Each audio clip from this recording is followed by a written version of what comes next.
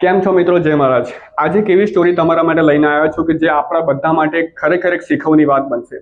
જ્યારે આપણે કોઈ બીમારી થાય છે, એક્સિડન્ટ થાય છે, કઈ બી વસ્તુ થાય છે, ત્યારે આપણે એક નાની વસ્તુને ઇગ્નોર મારી દેતા હોય છે। તાવ આવ્યો, શરદી થઈ કે એક્સિડન્ટ થયો, પણ એ નાની વસ્તુ ક્યારે મોટું રૂપ લે છે ને તમને પણ ખબર નહીં છે।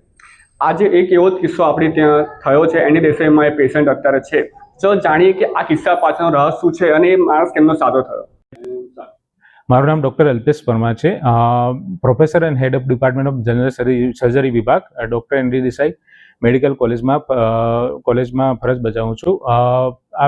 આ જે દર્દી 18 વર્ષનો છોકરો છે, એનું બાઇક પર પડી જવાથી ઈજા થઈ હતી અને એને પેટના ડાબા ભાગમાં ઈજા થવાથી હતી, પણ કદાચ એણે ડરના કારણે એના માતા પિતાને જાણ કરી ન હતી, એટલે 15 દિવસ પછી એને પેટમાં દુખાવો અને સોજો આવવાથી એણે આજુબાજુના પ્રાઇવેટમાં બતાવ્યું। ત્યાંથી એ લોકોએ એને અમદાવાદની મોટી હોસ્પિટલમાં રિફર કર્યા હતા, પણ એના પૈસા ના હોવાના કારણે તે અમારે ત્યાં ટ્રીટમેન્ટ માટે આવ્યા હતા। ત્યારે અમે એને સીટી સ્કેન કરાવ્યું। સીટી સ્કેનમાં ખબર પડી કે એને બરોડમાં ઈજા થઈ છે અને બરોડના ભાગમાં ઈજા થવાથી હિમોટોમા થઈ ગયું છે। ત્યારે એને અમે ઓપરેશન કરીને લગભગ 5 લીટર જેટલું ફ્લુઇડ બહાર કાઢ્યું અને બરોડ પણ એની એટલું બધી લગભગ અડધી જેટલી બરોડ ખલાસ થઈ ગઈ હતી, એટલે એનું બરોડ પણ કાઢવી પડી હતી।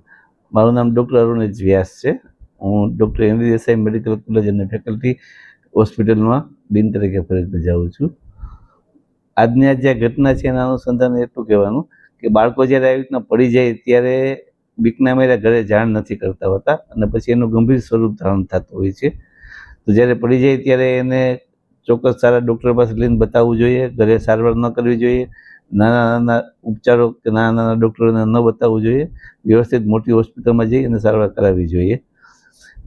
આ મોટી હોસ્પિટલને કારણે આ દર્દીને બચી ગયો એનું રીઝન છે એની પાસે મા કાર્ડ હતું। તો તમારી પાસે પૈસા ન હોય તો મા કાર્ડ ઉપલબ્ધ હોય તો મા કાર્ડની અંદર 2000 જેવી સર્જરી થાય છે અને 5 લાખ સુધીની સારવાર અંદર ફ્રી છે। આ તમામ સારવાર ડૉક્ટર એનડી દેસાઈ હોસ્પિટલની અંદર ઉપલબ્ધ છે, તો ત્યાં આવી અને સારવાર લેવી તો જાહેર જનતાને મારો આગ્રહ છે। ધન્યવાદ।